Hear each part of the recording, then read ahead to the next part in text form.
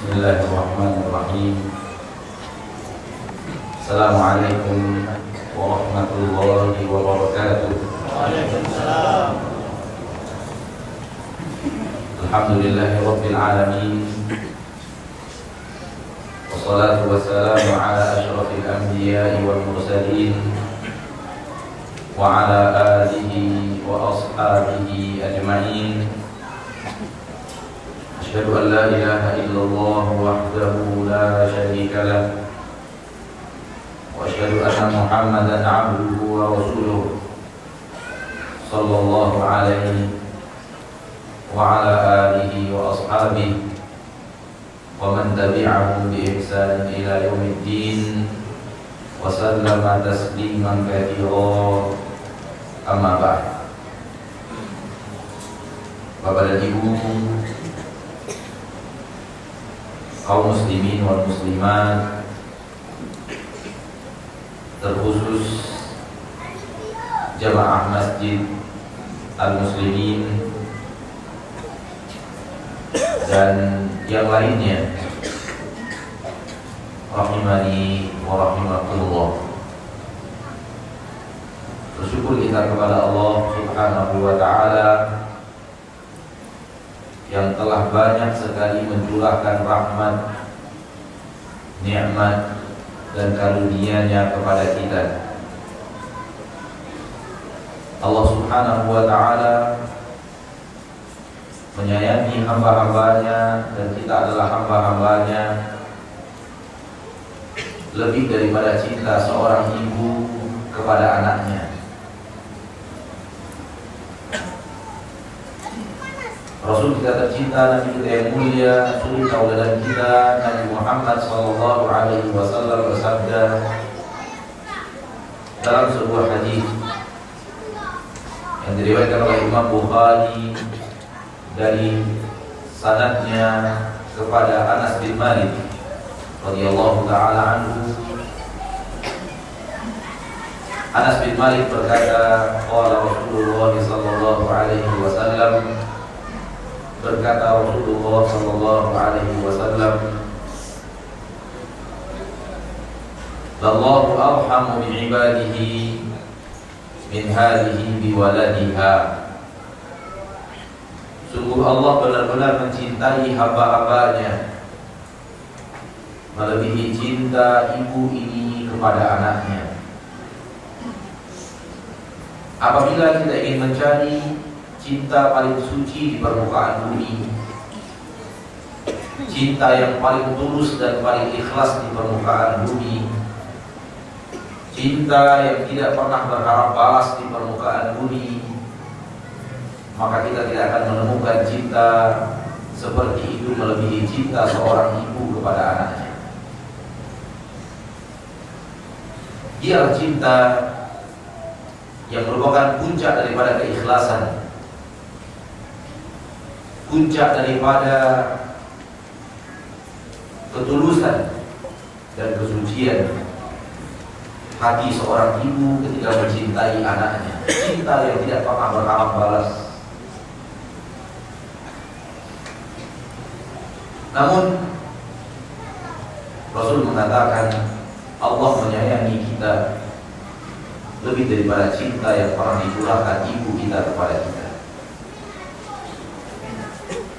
Akan tetapi sayang 1000 kali sayang, akan tetapi sayang 1.000.000 kali sayang. Kita yang dicintai oleh Allah melebihi cinta ibu kita tidak merasakan cinta Allah itu kepada kita. Kita yang disayangi Allah melebihi sayang ibu kita kepada kita tidak pernah merasa disayangi Allah Subhanahu wa ta'ala. Kita yang saya maksud bukanlah kaum muslimin yang ada di masjid ini, namun kita yang saya maksud kaum muslimin secara umum yang ada di bumi ini. Mudah-mudahan kita tidak termasuk orang-orang yang melupakan rahmat dan kasih sayang Allah. Kita tidak termasuk orang-orang yang melupakan cinta Allah kepada kita. Kita tidak termasuk orang-orang yang mengabaikan dan tidak memperhatikan rahmat dan kasih sayang Allah kepada kita. Kita sudah bertemu dengan ribuan atau mungkin jutaan kaum muslimin yang kita lihat mulai dari kita berakal sampai sekarang ini. Hasil akhir yang kita temukan, banyak orang yang tidak merasakan rahmat dan kasih sayang Allah itu kepada mereka. Sehingga apa yang terjadi? Yang terjadi adalah tidak ada rasa syukur yang semestinya, karena memang tidak terasa rahmat dan nikmat Allah. Apa penyebab semua itu? Penyebab semua itu karena syaitan telah berhasil masuk ke dalam hati dan membisikkan di dalam hati itu sebuah racun berbahaya. Racun berbahaya itu dianggap oleh manusia hal yang lumrah dan tidak dianggap sebagai virus dan racun mematikan, yaitu syaitan telah masuk ke dalam hati banyak manusia seraya membisikkan ke dalam hati tersebut bahwa rahmat dan nikmat Allah adalah harta. Sehingga manakala dia melihat dirinya tidak memiliki harta seperti yang dimiliki orang lain, dia pun merasa tidak disayangi Allah seperti Allah menyayangi orang lain. Manakala dia melihat dirinya masih terus membutuhkan ini dan itu, dan tidak cukup yang dia punya untuk mendapatkan apa yang dia butuhkan, dia pun merasa rahmat dan kasih sayang Allah tidak singgah di dalam hidupnya.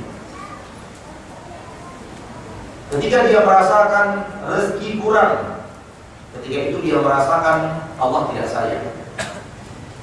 Allah berfirman dalam masalah ini di dalam Al-Quran surat Al-Fajr, A'udzu billahi minasyaitonir rajim. Bismillahirrahmanirrahim. Fa'ammal insanu idza mabtalahu rabbuhu fa'akramahu wa na'amahu fayaqulu rabbi akraman wa amma idza mabtalahu faqadara 'alaihi rizqahu fayaqulu rabbi ahanan. Kita ambil ayat yang kedua, walaupun ayat yang kedua punya hubungan dengan ayat yang pertama kita bacakan, namun itulah yang menjadi topik bahasan utama kita. Manusia dikala disempitkan rezekinya oleh Allah, dia akan berkata, Rabbku menghinakan diriku. Allah tidak sayang kepadaku, sayangnya hanya kepada orang lain. Padahal andai kita mau jernih berpikir, andai kita mau jernih untuk memandang, andai kita mau jernih untuk mentadabbur kehidupan kita, sungguh tidak pernah ada satu detik pun dari kehidupan kita lewati tanpa rahmat dan kasih sayang Allah. Pernahkah kita berpikir bagaimana kalau Allah menghentikan 2 menit saja oksigen di permukaan bumi ini?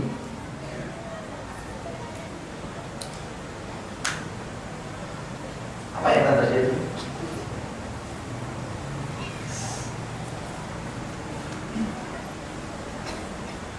Berhenti Allah menyayangi kita, lalu Allah stop 2 menit oksigen di permukaan bumi. Setelah itu Allah datangkan lagi setelah 2 menit berhenti. Bapak dan Ibu, apa yang akan terjadi? Semua kita akan bergelimpangan seketika menjadi mayat. Ya atau tidak? Andai satu rahmat Allah cabut, satu saja Allah cabut dari permukaan bumi, kehidupan kita perlahan tapi pasti tewas. Berhenti seluruh roda kehidupan di permukaan bumi. Satu saja rahmat Allah cabut di permukaan bumi. Allah berfirman di dalam Al-Quran, akhir daripada surat Al-Mulk, Qul ara'aytum in asbaha ma'ukum ghawra faman ya'tikum bima'in ma'in.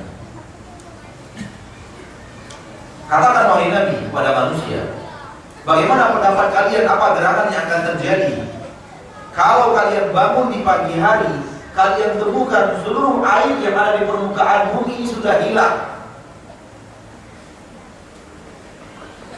Apa yang akan terjadi?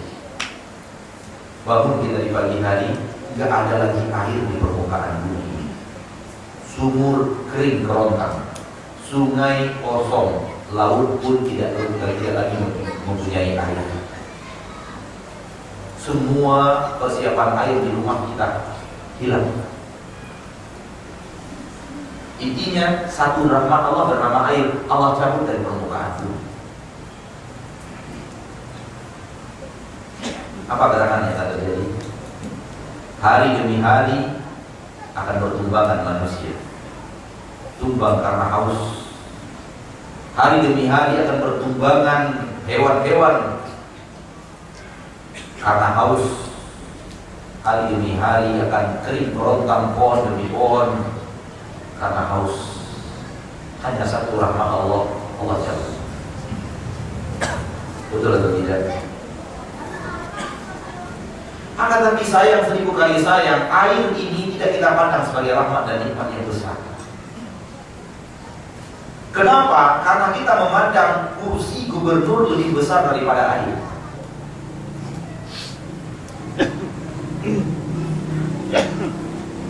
Karena kita memandang punya perusahaan lebih besar daripada nikmat air. Dan itu pandangan yang 100% keliru. Kalau kita pandai memandang rahmat dan nikmat Allah, maka kita pasti menarik sebuah tali kesimpulan, air lebih berharga daripada kursi kepresidenan, apalagi kursi gubernur. Karena tidak akan ada manusia yang rela menjadi presiden lalu tidak dapat nikmat air. Lebih baik dia dapat air walau tidak pernah jadi presiden. Ya atau tidak? Ya. Bapak-bapak sekarang diberi pilihan oleh Allah, mau jadi presiden atau dapat air? Jadi presiden silakan 10 tahun, tapi kamu dalam 10 tahun itu gak pernah dapat air. Atau kamu dapat air seumur hidup, tapi kamu gak pernah jadi presiden. Pilih yang mana? Jangan katakan presiden dan air, Ustaz. Karena itu bukan perbandingan. Kita ingin membuat skala perbandingan. Lebih penting mana air dibanding jadi presiden? Air. Terima kasih banyak. Seluruh orang yang berakal akan memilih dapat air dibanding dapat kursi presiden tidak dapat air. Menunjukkan bahwa nikmat air, rahmat air lebih besar daripada nikmat menjadi presiden. Oleh karena itu kenapa air diulang-ulang di dalam Al-Quran dalam ayat yang sangat banyak dan tidak satu ayat pun yang mengatakan menjadi presiden adalah rahmat dan nikmat.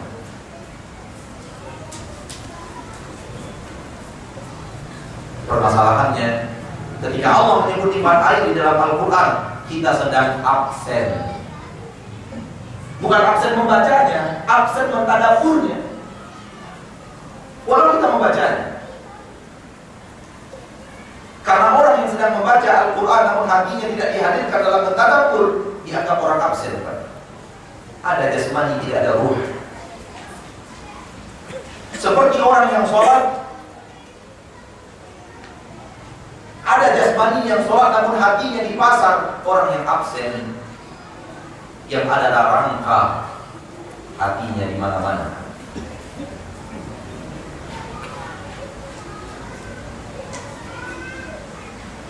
Walaqad yassarna al-Qur'ana lidzikr. Kami telah memudahkan Al-Quran untuk dijadikan zikir. Namun permasalahannya, fahal min muddakir? Adakah orang yang mentadabburnya? Adakah orang yang menjadikan peringatan Al-Quran itu sebagai peringatan bagi dirinya? Adakah orang yang memikirkannya?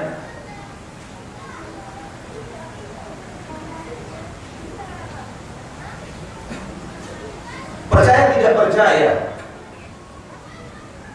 kalau Allah menyuruh kita untuk membayar nikmat oksigen, ekor kita. Dan tidak ada seorang miliarder di permukaan bumi ini yang bisa membayar nikmat oksigen.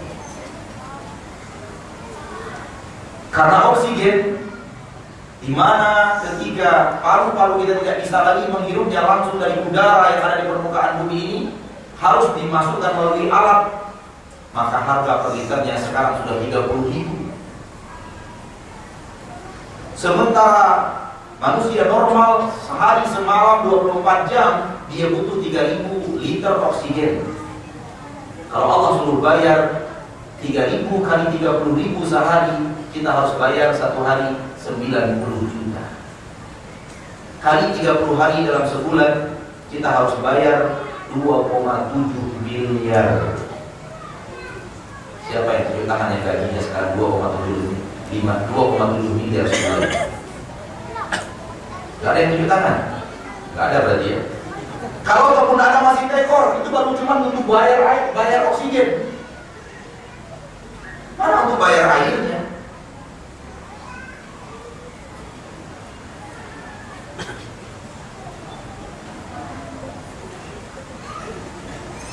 Maka kita sudah salah memandang di saat kita melihat rumah yang luasnya 35 kali 45 dua lantai.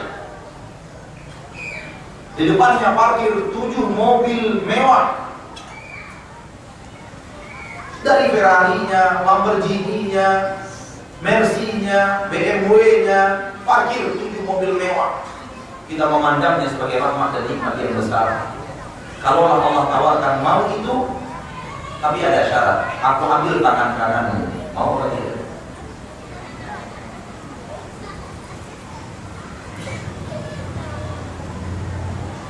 Mari kita berpikir kaum muslimin dan muslimat bahwa hari-hari kita bergelimang dengan rahmat dan nikmat Allah yang tiada tara. Namun permasalahannya kita tidak melihatnya sebagai rahmat dan nikmat.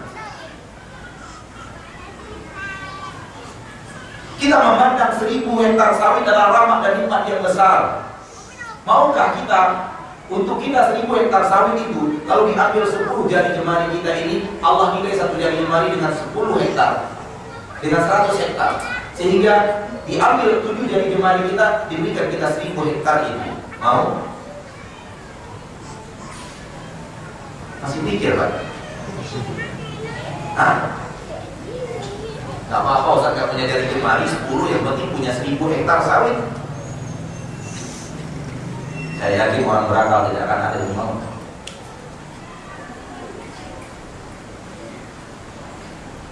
Itu baru sedikit nikmat Allah bernama oksigen, dan sedikit nikmat Allah bernama tangan kanan, dan sedikit nikmat Allah bernama jari jemari yang 10. Siapa yang mau kaltek untuk dia namun jantung dia dicabut? Siapa yang mau? Silahkan ambil Chevron. Kamu menjadi pemilik tunggal Chevron, tapi kamu lebih nikmat jantung dari kamu, kata Allah. Ada yang mau?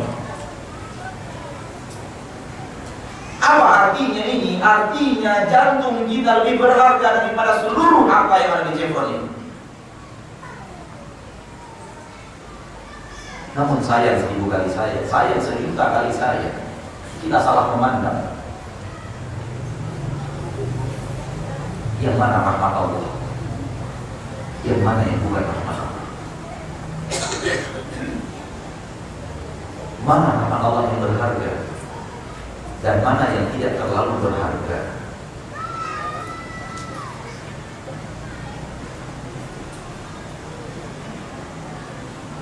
Kealfaan kita dari memandang rahmat dan nikmat Allah membuat kita melupakan Allah.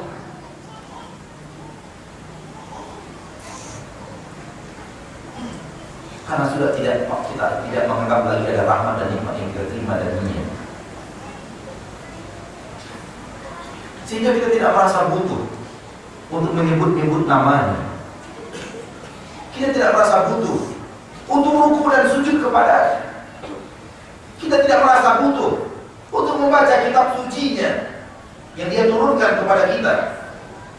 Kita tidak merasa butuh untuk mendengarkan wasiat-wasiat Rasul utusannya kepada kita.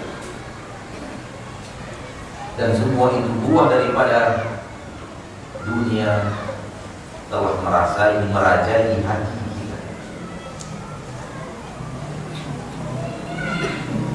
Dalam ayat yang sangat singkat namun penuh makna yang luar biasa. Allah berfirman, bal tu'thirunal hayatad dunya wal akhiratu khairun wa abqa. Akan tetapi kalian lebih mengedepankan kehidupan dunia. Dunia di hati kalian lebih besar. Dunia di hati kalian lebih besar. Padahal Allah katakan wal akhiratu khairun wa abqa. Wahai manusia, sadarlah, akhirat lebih baik, akhirat lebih kekal.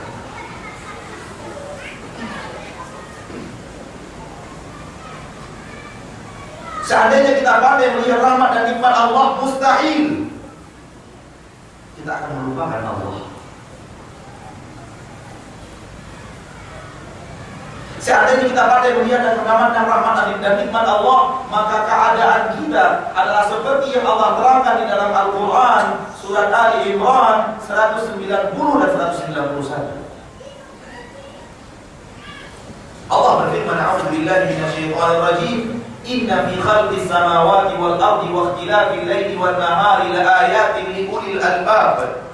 Siapa ulil albab itu? Alladzina yadhkuruna Allaha qiyaman wa qu'udan wa 'ala junubihim wa yatafakkaruna fi khalqis samawati wal ard. Hasil tafakkur, Rabbana ma khalaqta hadza batila subhanak. Lalu apa yang harus terjadi? Faqina 'adzabannar.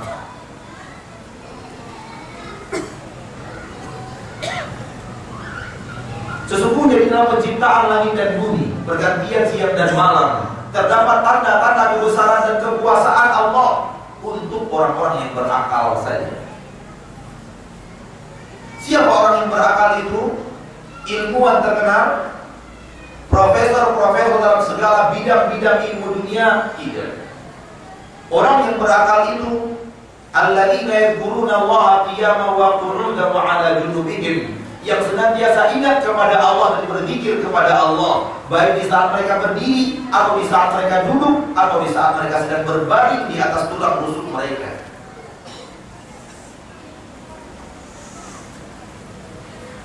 Wa yatafakkaruna fi khalqis samawati wal ard. Orang-orang yang berakal inilah yang tafakkur terhadap penciptaan langit dan bumi. Tafakkur apa artinya? Menyelami ilmu dunia, menjadi ilmu terkenal di dalam geologi, ilmu terkenal dalam biologi, ilmu terkenal dalam astronomi. Tidak. Tafakkur untuk menunjukkan kebesaran Allah Taala di dalam hati kita. Sehingga hasil daripada tafakkur adalah Rabbana ma khalaqta hadza batila. Wahai Rabb kami, tidak ada sesuatu pun di alam semesta ini yang Kau ciptakan sia-sia. Subhanak, Maha suci Engkau ya Allah, hamba-Mu telah menyekutukanmu dan tidak pantas Engkau untuk disekutukan. Engkau yang menciptakan semuanya, Engkau yang merahmati semuanya. Kenapa hamba-hamba-Mu melupakan diri-Mu? Kalau mereka melupakan diri-Mu ya Rabb, kami tidak. Faqina adzabannar, jauhkan kami dari neraka-Mu agar kami bisa masuk ke surga-Mu dan ridha-Mu.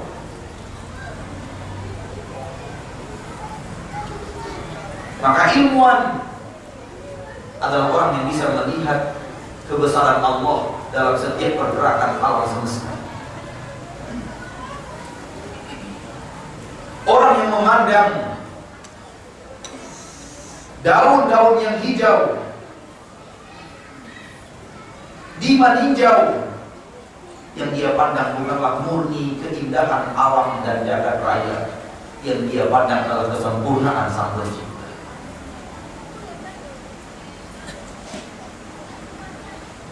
Orang yang memandang detik-detik, rintik-rintik hujan turun ke bumi, yang dipandang bukanlah hanya air yang turun, yang dia pandanglah rahmat Allah Pencipta langit dan bumi sedang turun. Orang yang melihat seluruh kebesaran Allah dalam setiap percaturan kehidupan manusia.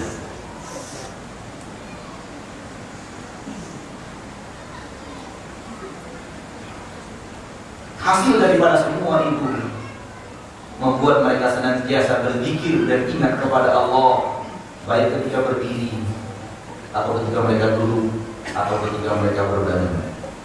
Intinya mereka tidak pernah melupakan Allah Sang Pencipta. Mau pakai baju ingat Allah, baca doa. Mau pakai baju. Mau keluar rumah ingat Allah, baca doa keluar rumah. Mau masuk toilet ingat Allah, baca doa masuk toilet. Mau ke masjid ingat Allah, baca doa masuk masjid. Di pagi hari datang ingat Allah, membaca zikir pagi. Petang datang ingat Allah, membaca zikir petang. Mendengarkan azan ingat Allah, lalu menjawab azan dan berdoa setelah azan. Di waktu-waktu kosong dari pekerjaan ingat Allah, sehingga memegang Al-Quran agar dekat dengan Allah Sang Pencipta. Di waktu bekerja sebagai seorang karyawan dan buruh ingat Allah, sehingga menjadi seorang karyawan dan buruh yang amanah, tidak pernah membuat data-data palsu dan tidak pernah mengerjakan pekerjaan-pekerjaan haram, walau itu akan menaikkan karirnya di mata manusia dan di mata syaitan. Ini orang yang ingat Allah. Dan sebaliknya adalah orang yang melupakan Allah. Mau ke pasar yang ingat hanya duit dan keuntungan. Mau masuk kerja yang ingat hanya gaji bulanan. Mau keluar rumah yang ingat hanya apa yang akan bisa saya jadikan sebagai penghasilan. Tidak ingat Allah sama sekali. Sehingga hatinya akan berat untuk rukuk dan sujud. Apa gunanya untuk saya rukuk dan sujud ini? Apa artinya rukuk dan sujud ini? Tidak butuh.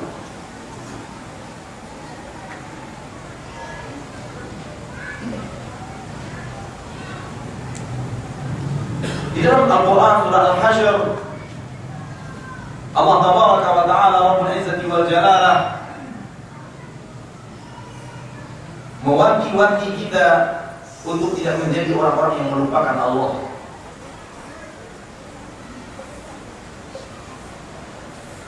Ayat ke-19 daripada surah Al-Hasyr. وَلَا تَكُونُوا كَالَّذِينَ نَسُوا اللَّهَ فَأَنْسَاهُمْ أَنفُسَهُمْ أُولَئِكَ هُمُ الْفَاسِقُونَ. Dan janganlah kalian menjadi seperti orang-orang yang telah melupakan Allah. Jangan menjadi orang-orang yang melupakan Allah. Kalau itu yang kalian lakukan, kalian lupakan Allah, فَأَنْسَاهُمْ أَنفُسَهُمْ, Allah akan membuat mereka lupa diri mereka sendiri. Al-jazaa min jinsil amal. Balasan akan Allah berikan sesuai dengan perbuatan kita. Allah lupakan Allah, kita lupakan Allah, Allah buat kita lupa untuk diri kita sendiri. Kita ingin menyayangi diri kita dengan melupakan Allah. Maksud menyayangi diri kita, mengejar terus di mana keuntungan dunia, mengejar terus di mana kita bisa mengumpulkan budi kekayaan, mengejar terus di mana kita bisa membengkakkan rekening kita. Kita menganggap kita sedang sayang kepada Allah, kepada diri kita, dan kita tidak butuh lagi kepada Allah. Justru di saat itulah kita sebenarnya tidak sayang kepada diri kita, karena Allah telah membuat kita lupa untuk diri kita sendiri. Maka perhatikan, orang-orang yang melupakan Allah, dia akan melupakan kesehatannya. Orang yang melupakan Allah, dia akan melupakan jam istirahatnya. Orang yang melupakan Allah, dia akan melupakan jam makan siangnya. Orang yang melupakan Allah, dia sering melupakan anak dan istrinya.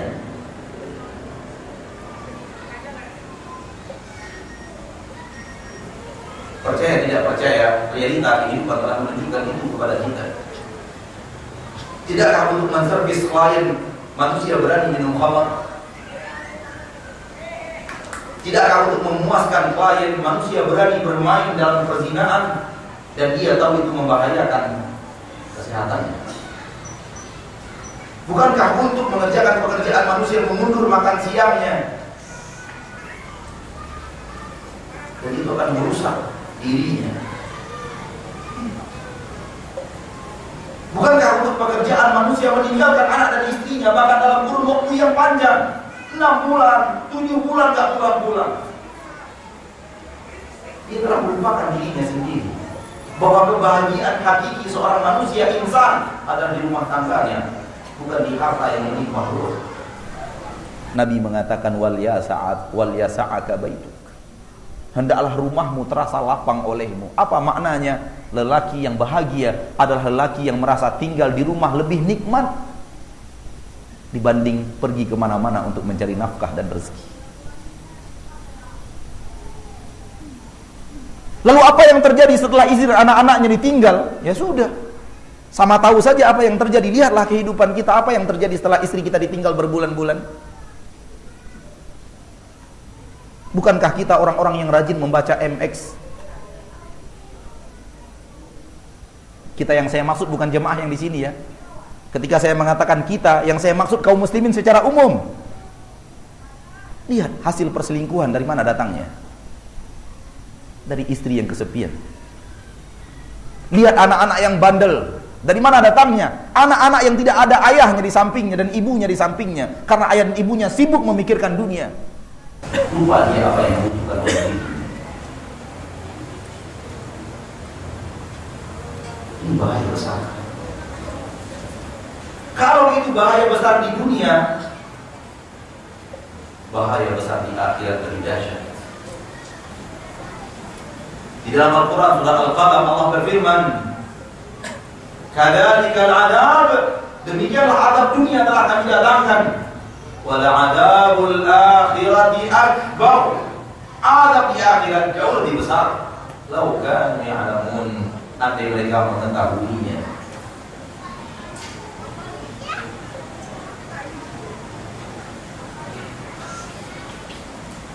"Wala takunu kadzalika nasullah",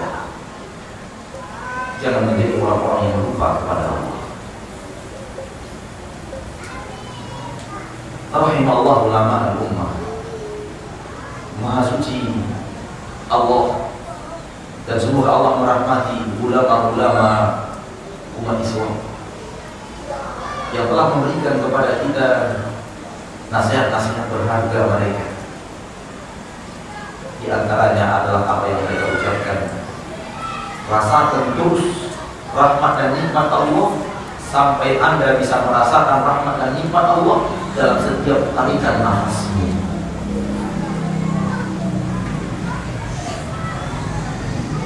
Bapak Ibu yang dimuliakan Allah, ketika kita menarik nafas, kita sedang menarik apa?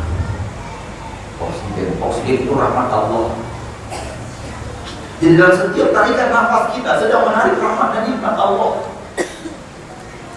Rasakan terus rahmat dan nikmat Allah dalam setiap tarikan nafasmu.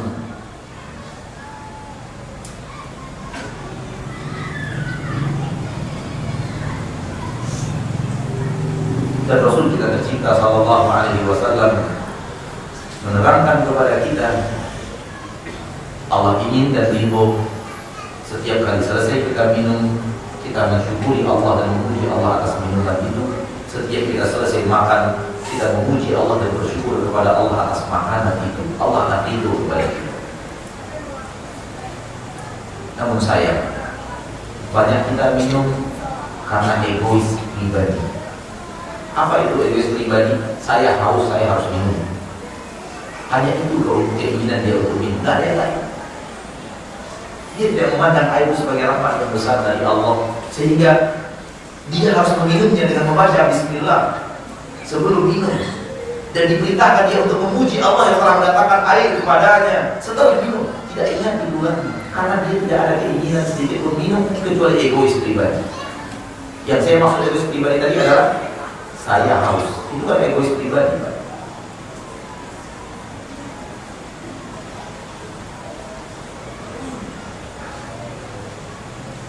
Di dalam Al-Quran surat At-Taubah ayat 67 ada ancaman besar yang kedua untuk orang-orang yang melupakan Allah.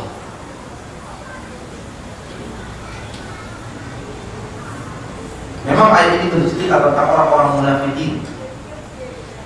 Namun permasalahan melupakan Allah atau tidak melupakan Allah tidak hanya pembahasan orang munafikin, bisa juga masuk dalam pembahasan orang-orang muslim yang lupa Allah. Kita bacakan ayatnya secara sempurna, lalu kita abaikan munafikinnya untuk kita berbicara orang muslim yang melupakan Allahnya, karena kita adalah orang muslim itu, dan kita tentu tidak ingin kita menjadi orang-orang yang munafik. Allah berfirman, Al-munafiquna wal munafiqat ba'dhum aw min ba'din ya'muruna bil ma'ruf ba'dhum min ba'din ya'muruna bil munkari wa yanhauna 'anil ma'ruf wa yaqbiduna aydiyahum nasullah fa nasiyahum innal munafiqina humul fasiqun. Kaum munafikin laki-laki dan munafikin perempuan, munafik laki-laki dan munafik perempuan, sebahagian mereka dengan sebahagian yang lainnya akan selalu mengajak kepada yang mungkar dan melarang daripada yang ma'ruf, dan mereka berpangku tangan. Mereka melupakan Allah. Ini akan kita garis bawahi. Mereka melupakan Allah. Kita abaikan munafikinnya, kita tinggalkan untuk pembahasan kita. Mereka kaum muslimin telah melupakan Allah. Lalu apa yang akan terjadi? Fanasiyahum, Allah pun akan melupakan mereka.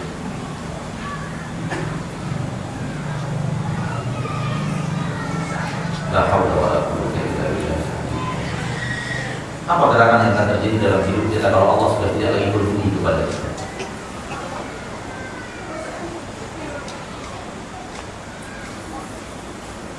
Jauh-jauh hari Allah Subhanahu wa taala telah memperingatkan kita, wahai umat Islam, jangan terima sogok, jangan berikan sogokan. Kalau itu yang kalian lakukan, kalian dilaknat oleh Allah. Ancaman Allah. Dan umat Islam Indonesia, umat Islam terbesar di dunia, dalam sebuah negara. Namun sayang seribu sayang, kita juga orang yang juara dalam perihal sogok menyogok. Ini tidak bisa kita lupakan, ini tidak bisa kita abaikan. Inilah realita pahit yang ada di negeri kita tercinta, Indonesia yang kita cintai. Apa yang terjadi pasca sogok menyogok ini? Allah lupakan kebaikan-kebaikan untuk kita. Lihatlah negeri kita yang kaya raya, habis diembat oleh orang kekayaannya, sehingga tinggal untuk kita tanah dan air. Itulah lagu Indonesia Raya. Tanah airku Indonesia, yang tinggal untuk Indonesia tinggal tanah dan air. Kekayaannya diambil orang. Minyak kita diambil Amerika, emas kita diambil Amerika dan Australia, hutan kita diambil Taiwan, pertanian kebun kita diambil Malaysia. Apa yang tinggal untuk masyarakat Indonesia selain tanah dan air? Semua ini akibat apa? Akibat sogok menyogok. Padahal lebih dari 1400 tahun yang lalu Nabi telah memberikan peringatan. La'anallahu ar-rashi wal murtaji. Allah melaknat yang menyogok, Allah yang melaknat yang terima sogok. Kalau kita lupakan Allah, kita lupakan peringatan-peringatan Allah, lihat apa yang terjadi. Seandainya satu penyakit ini saja, kamu Indonesia, penyakit ini sudah bisa kita obati di Indonesia, saya yakin Indonesia akan menjadi negara yang diperhitungkan oleh dunia. Namun siapa yang akan menjadi pahlawannya?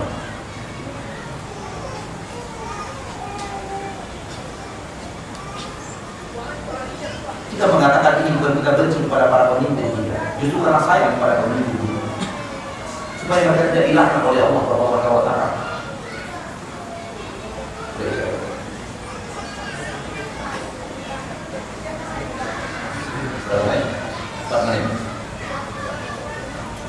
Kita sampaikan ini bukan kita benci kepada pemimpin kita, kita sayang kepada pemimpin kita, tidak ingin dia dilaknat oleh Allah, kita tidak ingin dia masuk dalam laknat Allah, karena dia saudara kita, kaum muslimin dan muslimat. Dan kewajiban bagi seorang muslim kepada muslimah yang lain, dari seorang muslim kepada muslim lainnya, seorang muslim kepada kaum muslimin lainnya adalah menasihati mereka. Kita hidup di negeri yang kaya raya, namun lihat, kita masih selalu menegakkan tangan ke dunia untuk minta infak dan sholat. Di satu sisi kita bahagia, ada orang yang datang membangunkan masjid di Indonesia. Namun di satu sisi kita sedih, kenapa umat Islam yang kaya raya di Indonesia ini harus meminta masjid ke orang lain? Mana harta kekayaan Indonesia?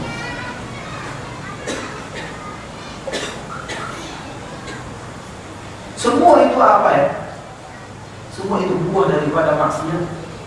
Dan maksiat itu adalah melupakan Allah Taala sehingga terjadi maksiat. Saya punya seorang sahabat kenalan di kota Madinah. Umurnya sekarang kira-kira 43 tahun. Dia berkata, ayah saya bercerita. Jadi bisa dibayangkan, teman saya umurnya 43 tahun, dia berkata, ayah saya bercerita, kami dulu di kota Madinah ini belum mau ke masjid ketika kami kanak-kanak kalau belum datang jemaah haji dari Indonesia. Kenapa? Karena mereka lah orang-orang yang kaya-kaya dan rajin berinfak.